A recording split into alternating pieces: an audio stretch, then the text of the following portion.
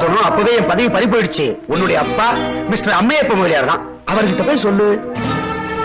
புருஷன்கிட்ட சொல்லிக்காம வீட்டை விட்டு ஓடி வந்தவனுக்கெல்லாம் இந்த வீட்டுல இடம் கிடையாது.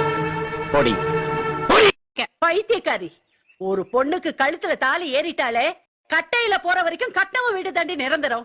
அத புரிஞ்சுக்கிட்டே போய் பொழைக்கிற வழிய பார். நான் அங்க போக மாட்டேன். இங்க இருக்கிறதுக்கு நான் ஒத்துக்க மாட்டேன். அப்ப என்ன எங்க போக சொல்ற? செத்து போடி. டேய், இவளை வெளியில தள்ளிட்டு கதவு மூடுங்கடா. டிவோர்ஸ்.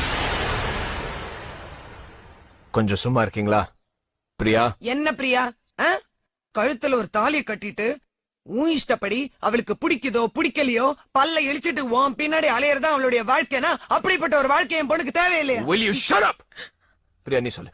ஏன் எங்க அம்மா சொன்னது செவிட்டு காது வெளியா?